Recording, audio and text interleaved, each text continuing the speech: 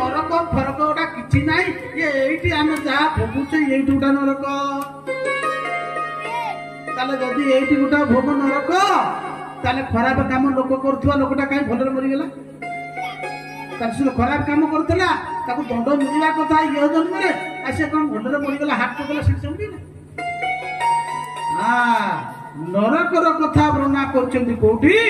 ना सेठी पंचम स्कंद शेष अध्याय रे सुखदेव गोस्वामी कोठी ना पृथ्वीर दक्षिण दिग 69,000 योजन गले सुखम भावमय देश जोटी पितृपुरुषमान निवास करती से जगह हूँ नरक जगह 28 प्रकार नरक कथा वर्णना कराई कौन कहले कौन ना अंधत्रामिष कुंभीपाक रौरवमुख दंदशुक लालवक्ष अयपान वज्रकंटक सारमणी बैतरणी अनेक अनेक कहते कौन पर स्त्री अपत्य दे धन से पानी गोविंद गोविंद गोविंद कतु करुति मकरंद परस्त्री हरण करे देखंतु परस्त्री जो माने हरण करती परस्त्री अपत्य धन जे प्राणी करई हरण से काल पासे बंदी होई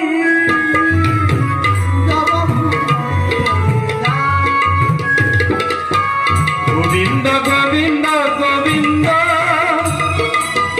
कतु करुति मकरंद अंधत्रामिष नामक नरक को पड़ो जो माने परर धन नहीं जानती परर संपत्ति की जबरदस्ती नहीं जानती पर स्त्री हरण करती से मान को नहीं करी कहले कोठी अंधत्रामिष नरक रे पकई दियंती भगवान एक कथा कहले कहले देखो कहले ताहार नाही सुखलेश नरक से जाई प्रवेश तेणु कहिबार उद्देश्य जदि ए काम करिवो विधवा होए जन्म साथ तेनाली स्वामी अभक्त गोविंद गोविंद गोविंद कतु करुति मकरंद काम करिव देखो बढ़िया भागवत सुंदर भाव केमिति आदि जगन्नाथ दास संगीता कहली आम मानक माँ माने जो माने बुझी पारे नहीं संस्कृत आनी ओडिया रे क्लियर भाव रे नवाकरी छंद रे सुंदर भाव रे कहिदेले केमिति देखो महापुरुष माने जगत कल्याण पई देखिले तेणु ताहांक नाही सुखलेश नरक सुखलेश से जीवन रे केबे सुख हेई पारिबो नाही से नारी बा से पुरुष खाली नारी मानक पई कहा जायनी पुरुष मानक पई कहा जायछि आज गोपी मान को बुझे देले भगवान कहले जेतले एक कथा बुझेइचंती गोपी मान कहले ओहो आ ये तो बड़ा पंडित अरे आमको उपदेश दउछ तुम्हें कौच पर पुरुष ठीक अछि तम कथा रे आमे पूरा राजी तुम्हें कहिलो पर पुरुष रति ताले ठीक अछि अच्छा कहिलो पर का को कहा जाए पर किए से प्रकृत स्वामी कहा कहा जाए अगर तुम्हें कह बहुत दृष्टांत बढ़िया कथा कहले ये जो आम स्वामी आम कहचे ना ये हूँ स्वामी कौन स्वामी ये हूँ पंचभूत तैयारी स्वामी जड़े ब्राह्मण थिले सती नारी थिले दंपति आउ सती नारी कर्तव्य है कौन जान दंपति ब्राह्मण दंपति जड़े सती स्त्री सती स्त्री कर्तव्य है स्वामी सुखे सुखी स्वामी दुखे दुखी स्वामी शोइबे तांकर सेवा करवा होची कर्तव्य आपण माने स्वामी को सेवा करछथि तो स्वामी को सेवा करूछथि तो हां कि नहीं हाँ एते कथा कहला ना स्वामी को सेवा करिवो काहे स्वयं नारायण सेवा करती लक्ष्मी कौन पाद सेवा करती तेणु दंपति ब्राह्मण दंपति सती थे ब्राह्मणी ब्राह्मण खाई साइला पर ब्राह्मणी खाइबे ब्राह्मण शोई साइला पर ब्राह्मणी शोइबे सबु क्षेत्र तांकर सहधर्मिणी तांकर सेवा आ अन्य देवता उपासना किछि नाही आमे सती आमे स्वामी की सेवा करवा केते उपवास करवा सब बेले स्वामी सहित खेटे खेटे खेटे खेटे सब बेले झगड़ा सब बेले कल ये किसी लाभ ना आ स्वामी मान को भी गोटे नियम करिया पड़िबो तमे माने भी मानिबा पड़ते तमे कहबनी मु जहा कहबी से पूरा वेद मु मध्य मांस खाइबी मु यार जीवी सी मो कथा मानि चलिबो तुमे भी दुसिलो तेणु दंपति दिने ब्राह्मण कौन कला ना बाहर तीर्थ करी गोपी माने कथा कहते ना बोले श्याम सुंदर ब्राह्मण कहला मु तीर्थ करी ब्राह्मणी कहला प्राणनाथ आपण तीर्थ करी मु केमती रही मु तो आपण को सेवा बिना मु रही पारे नहीं ब्राह्मण कहला गोटे काम कर तू मोर गोटे माटीर प्रतिमा तैयारी करदे आउ से प्रतिमा रे मते भाबिकिरी जेमिति मोर सेवा करूथलु तू सेई प्रकार सेवा कर सकाळ सकाळ दुगा देई देबू प्रसाद देबू बस केम सेवा ब्राह्मण चली गला ब्राह्मणी कोन कला ना प्रतिदिन सेवा करि चलीला समय आसिला दिने ब्राह्मणी कोन करिछि ना ता स्वामी रो सेवा करूची कोन सेवा पाद सेवा करूची हे श्याम सुंदर सही समय कबाट खटखट खटखट होला शब्द होची डाकुची हे ब्राह्मणी मु तुमर स्वामी आसीगली तुमे कबाट खोलो हे श्याम सुंदर एथर तुमे कह ये ब्राह्मणी कौन करिबो एपटर स्वामी को सेवा करुची जो मूर्ति करथिले स्वामी भाबे कि तार सेवा करुची जदि से सेवा से छाड़ी जाए तार तार सेवा विघ्न हो तुम एपटर स्वामी डाकुची हे गोविंद तुम्हें कह तुम्हें तो धर्मज्ञ तुम्हें कह भगवान टिके हसी देले भगवान कहते हे गोपी माने तुम्हें प्रकृति रे गुटी उठा जो मूर्ख मूर्ख मूर्ख गोपी माने कहले अरे आमे कोन मूर्ख ना मूर्ख नुई आ पाठशाठ पढ़ी ना आ तुम कोन जानिबो कहले अरे तार तो प्रकृत स्वामी आसीगला आ ये जो माटीर प्रतिमा तैयारी करी तार जो सेवा करूची ये माटीर प्रतिमा पाखरे काहे सेवा करिवो तार जो प्रकृत स्वामी आसिला से ता स्वामी आसिला कबाट खोली देव गोपी माने जितेबले ये कथा शुणिदेले समस्ते कौन कले ताली मारिबा को लागिले फेरी परे कि ताली मारिले कहले शाबाश अरे श्याम सुंदर आमे तो तुम मुखरु यही कथा शुणिबा को बसुचु यही कथा जानिबा को चाहूचु कहले पे श्याम सुंदर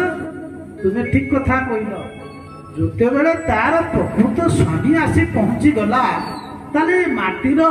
ये प्रतिमा पाखरे से कोन पाई उपदीप लगेबो श्याम सुंदर ये जेते हमर जो स्वामी अछंती ना ये सबु स्वामी होची पंचभूतर स्वामी ये जन्मर आदि स्वामी आगामी जन्मर तुमे कार स्त्री तुमे कार पुत्र तुमे आ कार कोन हेतबो नाती नाती हेतबो अरे ये जन्म जे स्वामी मरी गले आग जन्म सी आउ कार स्त्री हम तुम्हें आउ कार मौसी पूछ ये जो कहूना 7 जन्मर दुख 7 जन्म के स्वामी स्त्री रुहंती 7 जन्म विवाह हम किंतु 7 जन्म जने केबे ही पारिबो नाही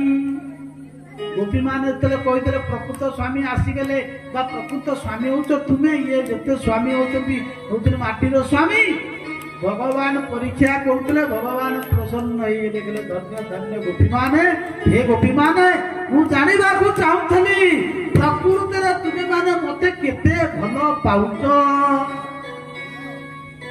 ठीक अछि तुमे सब किछि छाडी के आइछ मो पाखु थरे जे मो पाखु आसे मु ताकु केबेले छाड़े नाही भगवान करिए गुटे प्रतिज्ञा हे देड़ बड़ा पापी अपिचे सुदुराचार भजते मानन्य भगवान विचारे करते बोले जेड़ बड़ा पापी काम किंतु थरे जदि भगवान को पाखु जी आसे भगवान ताकू नहीं जानती भगवान सबले कहती जीव मोर हो कौन कहती आहे दीन बांधव मते आपणर करियो आहे दीन बांधव मते आपणर करिनियो आहे दीन बांधव मते आपणर करिनियो सबु करि हिरे कांगार सजाई सबु करिने कांगार सजाई चरणे स्थान दिया मते आपणर करिनियो आहे दीन बांधव मते आपणर करिनियो मते आपणर करिनियो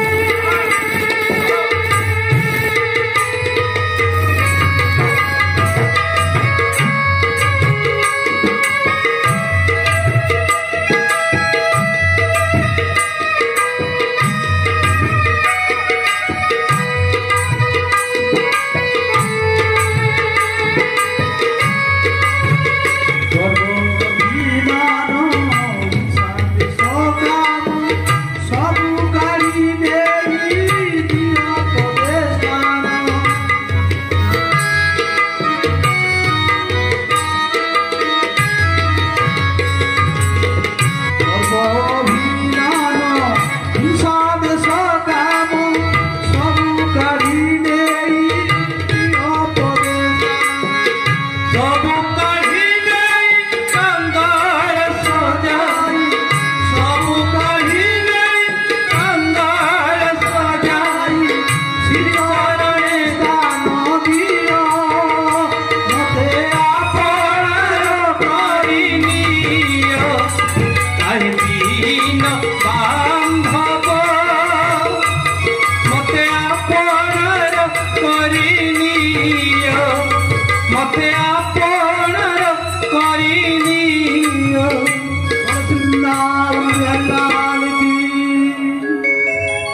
पार्टी कौन पशुची पार्टी भितर पशुची काली पूरा कहते गोटे हुड़ हुड़ी नदेले आमको भल लगे ता माने कैलाश शिखरे रम्ये गौरी पृछति शंकरम ब्रह्मांड अखिल नास्तम सृष्टि संहार जे सृष्टिर मालिक से बसिकी देवी पार्वती की कथा कहते जो कहते देवी की ये कथा कहते देवी मु जगार बसिकी कहूँ जो ब्रह्मवाणी कथा ना खाली तुम्हें कान पूरे रखिल हम ना बोले कौन करी ना मु कहि ब्रह्मवाणी भागवत कथा मु कहबी तमे मझिरे मझिरे गोटा हुंकार शब्द करिव आउ जतबेले तुमे हुंकार शब्द करिव ना मु जानिबी देवी पार्वती सब शुणुचन आउ तुमे जदि हुंकार शब्द न करिव ताले मु जानिबी तुमे शुणुना ଆଉ ଭାଗବତ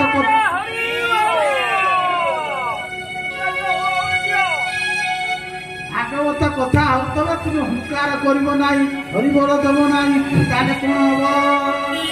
ଆନନ୍ଦେ ବୋଲ ହରି ହରି ହରି କରିବେ ଭଗବାରୀ ଗୋବିନ୍ଦ ଗୋବିନ୍ଦ ଗୋବିନ୍ଦ ପଦୁ କରୁଛି ମକରନ୍ଦ। ଆଜି ଗୋବିନ୍ଦ କହୁଛନ୍ତି ଥର ଗୋପୀ ମାନେ ତୁମେ ଯେତେବେଳେ ଯିଏ ଆସେ ମୋ ପାଖକୁ ମୁଁ ଆଉ ତାକୁ ତ୍ୟାଗ କରେ ନାହିଁ କିନ୍ତୁ ଗୋଟିଏ ମନକୁ ରଖିବେ ଶରଣାପନ୍ନ ଥରେ ହୁ ଶରଣାପନ୍ନ ଥରେ ହୁଅନ୍ତି ଥରେ ଜଣକୁ ସ୍ୱାମୀ କରାଯାଏ ଦ୍ୱିତୀୟ ଥର ଆଉ ଜଣକୁ ସ୍ୱାମୀ କରାଯାଏ ନାହିଁ। ଥରେ ଯିଏ ହେଲା ସ୍ୱାମୀ ତାହେଲେ ଆମର ସ୍ୱାମୀ ପ୍ରାଣନାଥ ଗୋବିନ୍ଦ ଆମେ ଥରେ ଯଦି ଆମେ ଭଗବାନଙ୍କୁ ସମର୍ପଣ ହବା ତାହେଲେ ଅନ୍ୟ ଆଉ କୌଣସି ଦେବତା ପାଖକୁ ଆମେ ଯିବା ନାହିଁ। ଥରେ ଜଗନ୍ନାଥଙ୍କୁ ଯଦି ସମର୍ପଣ ହେଇଗଲା ତୁମର ଜୀବନ ଧନ୍ୟ ହେଇଯିବ। ଭଗବାନଙ୍କୁ ଯିବା କହୁଛି କଣ କହୁଛି କହୁଛନ୍ତି ହେ ହୃଦନାଥ ମୁଁ ଥରେ ତୁମର ହେଇଗଲି ଆଉ ମୁଁ ତୁମକୁ ତ୍ୟାଗ କରିବି ନାହିଁ।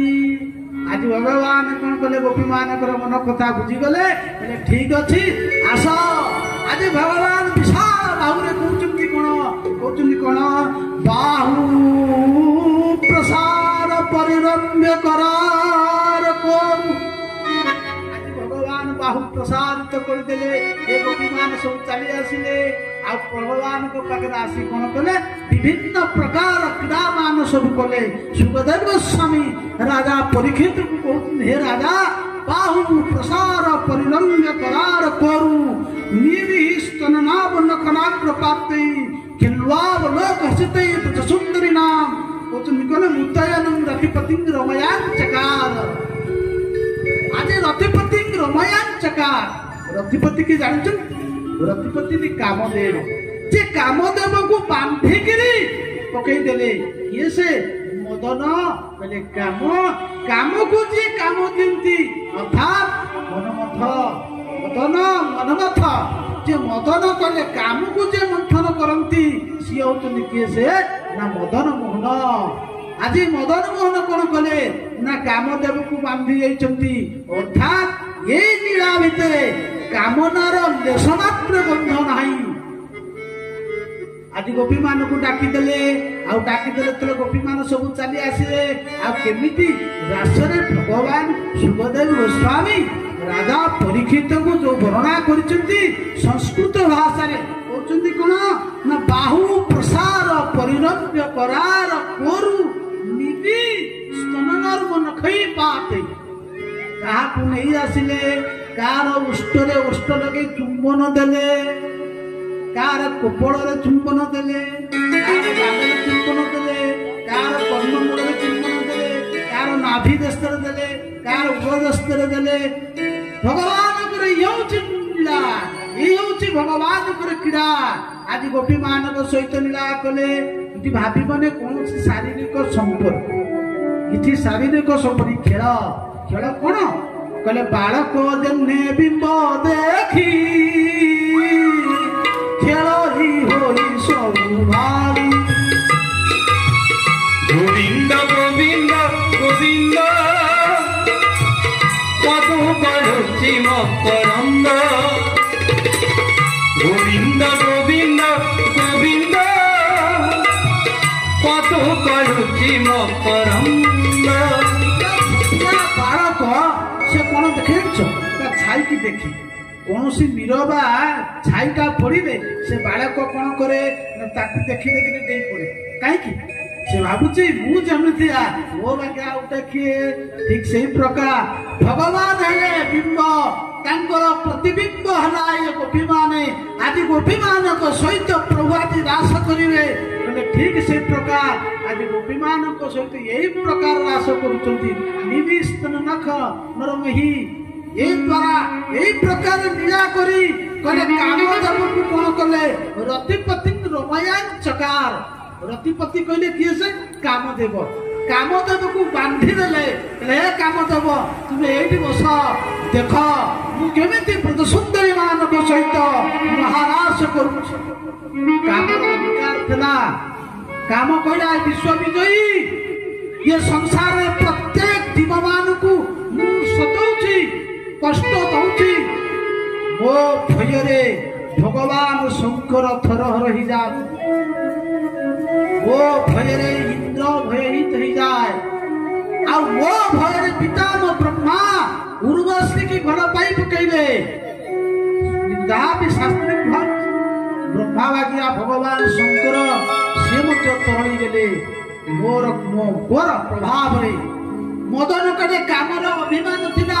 ପହଞ୍ଚିଗଲା କୋଉଠି ନା ବୃନ୍ଦାବନରେ ନାରଦ ହାତରେ ପଡିଗଲେ କହିଲେ ହେ ବାବା ନାରଦ ରହିଯା କିଏ ସାଥିରେ ନା ବସନ୍ତକୁ ନେଇକିରି ଆସି ପହଞ୍ଚିଲେ ବସନ୍ତ ତାଙ୍କର ମିତ୍ର ହଉଛନ୍ତି କାମଙ୍କର ମିତ୍ର ହଉଛନ୍ତି ବସନ୍ତ ଯୋଉ ପବନ ବଡ଼ ପବନ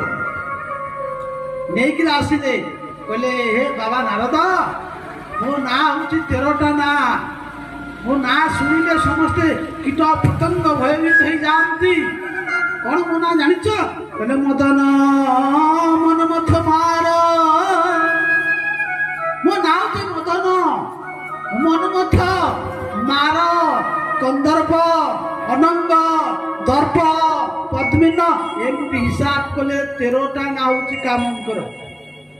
କହିଲେ ମୋ ନାଁରେ ସବୁ ଭୟଭୀତ ମୋ ସହିତ ଯୁଦ୍ଧ କରିବ ସଂସାରରେ କିଏ ଅଛି ନାରଦ କହିଲେ ଇଏ ବାଚାଳ ତୋର ପାଗଳା ଏମିତି ଛାଡେ ତୋ ସହିତ ଯୁଦ୍ଧ କରିବା ତୋର ଅହଙ୍କାରକୁ ନଷ୍ଟ କରିବେ ସିଏ କିଏ ନା ଗୋପାଳ ତୁମେ ଯାଅ ଗୋପାଳଙ୍କ ପାଖରେ ପହଞ୍ଚିଗଲେ କାମ ଦେବ ଗୋପାଳ ଗାଈ ଚରଉଛନ୍ତି ଗୋପାଳ ପଚାରିଲେ କୃଷ୍ଣ ପଚାରିଲେ କିଏ ନା ମୁଁ ହଉଛି କାମଦେବ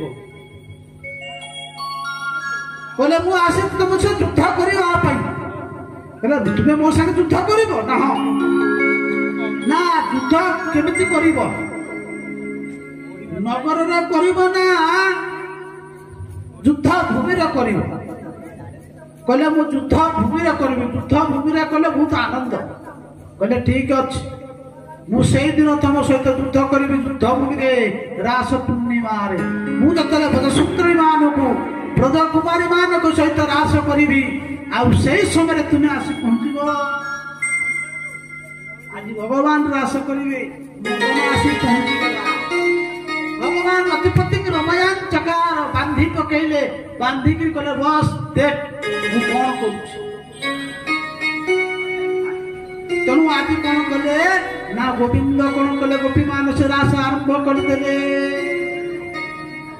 ଗୋପୀ ମାନ ସହିତ ଯୋଉ ବିଭିନ୍ନ ପ୍ରକାର କ୍ରୀଡ଼ା କଲେ ଆଜି କଣ ହେଲା ନା ଗୋପୀ ମାନଙ୍କ ମାନଙ୍କ ମଧ୍ୟରେ କଣ ହେଲା ନା ଅହଙ୍କାର ହେଇଗଲା କଣ ସେ ଅହଙ୍କାର ଗୋପୀ ମାନଙ୍କ ମଧ୍ୟରେ ଟିକେ ଅହଙ୍କାର ହେଲା କଣ ଅହଙ୍କାର ହେଇଗଲା କହିଲା ଆରେ ଆରେ ଆରେ ଦେଖ ଦେଖ ଆରେ ଆମ ଲାଗିଆ କିଏ ଭାଗ୍ୟମାନ ସଂସାର ନାହାନ୍ତି ସାଧାରଣ ଜୀବ ଟିକେ ପାଇଲେ ଟିକେ ତାର ଅହଙ୍କାର ହେଇଯାଏ ଈଶ୍ୱରକୁ ଭୁଲିଯାଏ କିନ୍ତୁ ଗୋପୀ ମାନଙ୍କ ମଧ୍ୟରେ ଟିକେ ଅହଙ୍କାର ହେଇଗଲା ଆଉ ସେ ଯୋଉ ଅହଙ୍କାର ଟିକେ ହେଇଗଲା ଭଗବାନ କୁହନ୍ତି ମୁଁ କାହାର ଗର୍ବ ରଖି ନାହିଁ ଆରେ ମୋର ନାଁ ହଉଛି ଗର୍ଭବନ୍ଧନ ଯୋଉମାନେ ଗର୍ବି ତାଙ୍କ ଗର୍ଭକୁ ବିନାଶ କରିବା ପାଇଁ ମୁଁ ଜନ୍ମ ନେଇଛି ଅହଙ୍କାର ଇନ୍ଦ୍ର କଲେ ଇନ୍ଦ୍ରର ଅହଙ୍କାର ରହିଲା ଆରେ ଇନ୍ଦ୍ର ଅହଙ୍କାର କଲେ ଇନ୍ଦ୍ର ତାଙ୍କ ଅହଙ୍କାର ରହିଲା ବ୍ରହ୍ମା ଅହଙ୍କାର କରିଥିଲେ ବ୍ରହ୍ମା କହିଲେ ମୁଁ ଗୋଟେ ହଉଛନ୍ତି ବ୍ରହ୍ମା ପିତାମ ବ୍ରହ୍ମା ଆରେ ସୁର ନର ନାଗ ମଣିଷ ଦେବତା ମାନେ ମତେ ପୂଜା କରନ୍ତି ଇଏ ସାଧାରଣତଃ ଗୋଟେ ଗୋପାଳ ବାଳକ 5 ବର୍ଷର ଗୋଟେ ବାଳକ ଆରେ ତାକୁ ପୁଣି ଦେବତା ମାନେ ପୁଷ୍ଟି କରୁଛନ୍ତି ଆରେ ଆରେ ଆରେ ଆରେ ମତେ ପୂଜା କରିବା କଥା ମୋର ସ୍ତୁତି କରିବା କଥା ଆଉ ଦେବତା ମାନେ ଯାଇକିରି ଇଏ ମର୍ତ୍ତ୍ୟରେ ଗୋଟେ ମାନବ ଗୋଟେ ବାଳକ ଗୌର ପିଲା ପାଖରେ ବସିକିରି ସ୍ତୁତି କରୁଛନ୍ତି ଇଏ କିସା ଭଗବାନ ଇଏ କଣ ଭଗବାନ ଦେବତା ମାନେ ଯେତେବେଳେ କହିଥିଲେ ଇଏ ହଉଛନ୍ତି ପୂର୍ଣ୍ଣ ବ୍ରହ୍ମ ଗୋବିନ୍ଦ ବ୍ରହ୍ମା କହିଲେ ଆଚ୍ଛା ଗୋବିନ୍ଦ ତାହେଲେ ଟିକେ ମୁଁ ପରୀକ୍ଷା କରିଦେବି ପରୀକ୍ଷା କରିବା ପାଇଁ ଯାଇଥିଲେ ବ୍ରହ୍ମା ଆଉ ପରୀକ୍ଷାରେ କଣ ହେଲା ଫେଲ ହେଇଗଲେ ପରୀକ୍ଷା କୋଉମାନେ ଦିଅନ୍ତି ଶିକ୍ଷକଙ୍କ ପାଖରେ ଶିଷ୍ୟ ବା ଛାତ୍ର ପରୀକ୍ଷା ଦିଅନ୍ତି କିନ୍ତୁ ଏଠି ଓଲଟା ଭଗବାନ ହେଲେ ଶିକ୍ଷକ, ବ୍ରହ୍ମା ହେଲେ ତାଙ୍କର ଛାତ୍ର। କିନ୍ତୁ ବ୍ରହ୍ମା କହୁଛନ୍ତି ମୁଁ ଆଜି ଶିକ୍ଷକଙ୍କୁ ପରୀକ୍ଷା ଦେବି, ଅର୍ଥାତ୍ ସିଏ କହୁଛନ୍ତି ଶିକ୍ଷକ ମୋ ଗୁରୁ, ତାହେଲେ ମୁଁ ପରୀକ୍ଷା ଦେବି।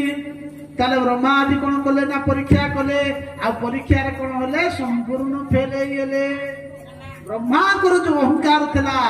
ଆଜି ସେ ଅହଙ୍କାର ବିନାଶ ହେଇଗଲା। ଆଜି ଗୋପୀ ମାନଙ୍କର ମଧ୍ୟ ସେଇଆ ହେଲା। ଗୋପୀ ମାନେ କହୁଛନ୍ତି ଦେଖ ଦେଖ, ଆରେ ଆରେ ଆମେ ମାନେ କେତେ ଭାଗ୍ୟବାନ, ଆରେ ଅନାଦି ପୁରୁଷ ଆଜି ସାକ୍ଷାତ ଗୋବିନ୍ଦ ଗୋଲକ ବିହାରୀ ଆଜି ଆମ ମାନଙ୍କର ପାଦ ସେବା କରୁଛନ୍ତି। ଭଗବାନ ଯେତେବେଳେ ଚାଷ କରୁଥିଲେ କାହାକୁ ପାଉଁଜି ପିନ୍ଧେଇ ଦଉଥିଲେ, କାହାକୁ ସିଙ୍ଗାର କରି ଦଉଥିଲେ, କାହାକୁ ସଜେଇ ଦଉଥିଲେ, କାହାର ବେଣୀ ବାନ୍ଧି ଦଉଥିଲେ, ଇଏ ସବୁ ଭଗବାନ କୃଷ୍ଣ କରୁଥିଲେ। ଆଉ ଗୋପୀ ମାନଙ୍କ ମଧ୍ୟରେ ଇଏ ଯୋଉ ଅହଙ୍କାର ହେଲା, ଦେଖ ଆମେ କେତେ ଭାଗ୍ୟବତୀ, ଆରେ ସାକ୍ଷାତ ଭଗବାନ ବ୍ରହ୍ମ ଆଜି ସିଏ ଆମର ପାଦ ସେବା କରୁଛନ୍ତି। ତେଣୁ କହୁଥିଲି ଗୋପୀ ମାନେ କହୁଛନ୍ତି ଆମ୍ଭର ପ୍ରାୟ ଭାଗ୍ୟବନ୍ତ, ଆମ୍ଭ ବାଗିଆ ଭାଗ୍ୟବନ୍ତ କିଏ ଅଛି? ଏଇ ଗୋପୀ ମାନଙ୍କର ଅହଙ୍କାରରେ ଭଗବାନ ଜାଣିଗଲେ, କହିଲେ ଦେଖ ରବିନ୍ଦୁ ଅନାଦି ପୁରୁଷ ଆମ୍ଭର ହୋଇଲେ ସେ ବସ, ସେ ଆମର ଅଧୀନସ୍ଥ ହେଇଗଲେ। ଭଗବାନ ତ ସବୁବେଳେ ଭକ୍ତର ଅଧୀନ, ଭଗବାନ ତ ଏ କଥା ମନା କରିନାହାନ୍ତି। ଭଗବାନ ତ ସବୁବେଳେ ସ୍ୱୀକାର କରିଛନ୍ତି ମୁଁ ତ ଭଗତର ଅଧୀନ, ଦୁର୍ଜୟ ମୋର ଦେହ, ମୁଁ ଭଗତ ଭାବେ ମୁଁ ବନ୍ଧନ, ମୁଁ ଭକ୍ତର ଭାବରେ ଭକ୍ତିରେ ମୁଁ ସବୁ ଭାବରେ ବନ୍ଧ ନେଇଯାଏ। ଭକ୍ତ ମତେ ଯେମିତି ନଚାଏ ମୁଁ ଠିକ ସେଇ ପ୍ରକାର ନଚାଏ। କିନ୍ତୁ ଭକ୍ତ এই কথা ঠিক ভগবান কহিলে, কিন্তু ভক্ত কেবে কহিব নাই ମୁଁ ଭଗବାନକୁ ବନ୍ଧନ କରିଦେବି। ବନ୍ଧନ କଲେ ଭକ୍ତ ବାନ୍ଧି ପାରିବ? ମା ଯଶୋଦା କହିଥିଲେ, ମା ଯଶୋଦା କଣ କହିଲେ? ମା ଯଶୋଦା କହିଲେ ମୁଁ କୃଷ୍ଣକୁ ବାନ୍ଧି ଦେବି। ବାନ୍ଧି ପାରିଲେ? ବାନ୍ଧି ପାରିଲେ ନାହିଁ। କାହିଁକି ନା ନିଜର ଅହଙ୍କାର ଥିଲା ମୁଁ ବାନ୍ଧି ପକେଇବି। ଭଗବାନ କୁହନ୍ତି ଯିଏ ମତେ କହେ ମୁଁ ବାନ୍ଧି ପକେଇବି ସିଏ ମତେ ବାନ୍ଧି ପାରେ ନାହିଁ। ବୋଲ ଆନନ୍ଦ କନ୍ଦ ଭଗବାନ କି। ତେଣୁ ଆଜି ଗୋପୀ ମାନଙ୍କର ଯୋଉ ଅହଙ୍କାର ହେଇଗଲା, ଭଗବାନ କହିଲେ ଆରେ ଆରେ ତାଙ୍କର ଅହଙ୍କାର ହେଇଗଲା, ଏ ଅହଙ୍କାରକୁ ବିନାଶ କରିବି। ବାସ୍ এই ଯୋଉ ରାସମଣ୍ଡଳ ଭିତରେ ଭଗବାନ ଗୋବିନ୍ଦ କଣ କଲେ ନା ଅନ୍ତର୍ଧାନ ହେଇଗଲେ। ବୋଲ ଆନନ୍ଦ କନ୍ଦ ଭଗବାନ କି। ଅନ୍ତର୍ଧାନ ହେଇଗଲେ। ଅନ୍ତର୍ଧାନ ମାନେ ଅନ୍ତର ଧାବତୀ, ତାଙ୍କ ଭିତରୁ ତାଙ୍କ ପାଖରେ ଥିଲେ, ଅର୍ଥାତ୍ ତାଙ୍କ ଠାରୁ ଟିକିଏ ଦୂରେଇ ଗଲେ। ଯେତେବେଳେ ତାଙ୍କ ପାଖରୁ ଦୂରେଇ ଗଲେ ସବୁ ଗୋପୀ ମାନେ କଣ କଲେ ନା ବାଉଳିଲେ। କୁଆଡେ ଗଲେ? କୁଆଡେ ଗଲେ? ଶ୍ୟାମ ସୁନ୍ଦର ଆମକୁ ଛାଡିକିରି କୁଆଡେ ଗଲେ? ଏ ଶ୍ୟାମ ସୁନ୍ଦର ତୁମେ ଆମକୁ ଛାଡିକିରି କୁଆଡେ ଚାଲିଗଲ? ଯେମିତି ମଣି ବିନା ଫଣୀର ଦଶା ହେଇଥାଏ, ଯେମିତି ବିନ ଜଳକୁ ଛାଡିଦେଲେ ମତ୍ସ୍ୟ କଲେ ବିନା ଆଉ ରହିପାରେ ନାହିଁ। ଆଜି ଗୋପୀ ମାନଙ୍କର ସେଇ ଦଶା ହେଲା। ବିକଳରେ ବାତୁଳା ହେଇକିରି ବାଇଆ ହେଇକିରି ଏଣେ ତେଣେ ଖୋଜିଲେ, ହେ ଶ୍ୟାମ ସୁନ୍ଦର, ହେ ନଟନାଗର ଗୋବିନ୍ଦ ତୁମେ ଆମକୁ କାହିଁକି ଛାଡିଗଲ? ଏ ରାତି ଅଧରେ ଏ ଅବଳା ମାନଙ୍କୁ ତୁମେ କାହିଁକି ଛାଡିଗଲ? ଆମକୁ କଣ ଅପରାଧ କରୁ? ଗୋପୀ ମାନେ ବିଚାର କଲେ, ଚାଲ ଚାଲ ଆଗେ କୋଉଠୁ ଖୋଜିବା, କୁଞ୍ଜ ଭିତରେ ଗୋବିନ୍ଦ ଥିବେ। ସବୁ ଗୋପୀ ମାନେ ଖୋଜିଲେ, ଯେତେବେଳେ ଖୋଜୁ ଖୋଜୁ ଖୋଜୁ ଖୋଜୁ କଣ ହେଇଛନ୍ତି ନା ବାଲିରେ ଦେଖିବାକୁ ପାଇଲେ ଶ୍ୟାମ ସୁନ୍ଦରଙ୍କର ପାଦ ଦିଟା ପଡିଛି, ଆଉ ତାଙ୍କ ପାଖରେ ଆଉ ଜଣେ ଗୋପୀଙ୍କର ପାଦ ପଡିଛି। ଗୋପୀ ମାନେ ବିଚାର କରୁଛନ୍ତି, ଆହା ହେ ଦୈବ, ଦେଖ ଦେଖ, ଆରେ 16,000 ଗୋପୀ ମାନଙ୍କ ମଧ୍ୟରେ ଗୋବିନ୍ଦ ସମସ୍ତଙ୍କୁ ଅନାଦାର କଲେ, ସମସ୍ତଙ୍କୁ ତ୍ୟାଗ କଲେ। ମୁଁ ଆମ ଠାରୁ ଜଣେ କେମିତି ଶ୍ରେଷ୍ଠ ଅଛି? ଯୋଉ ଗୋପୀ କି ଗୋବିନ୍ଦ ତାଙ୍କୁ ସାଥିରେ ନେଇକିରି ଯାଇଛନ୍ତି, ସତରେ ସତରେ ସେ ଗୋପୀ ପ୍ରକୃତିରେ ଭାଗ୍ୟବତୀ। ନିଶ୍ଚିନ୍ତ ଆମ ଠାରୁ ସେ ଶ୍ରେଷ୍ଠ। ସିଏ ଆଉ କେହି ନୁହନ୍ତି, ସିଏ ଆଉ କେହି ନୁହନ୍ତି। ସିଏ ହଉଛନ୍ତି କିଏ ନା ଶ୍ରୀମତୀ ରାଧା ରାଣୀ।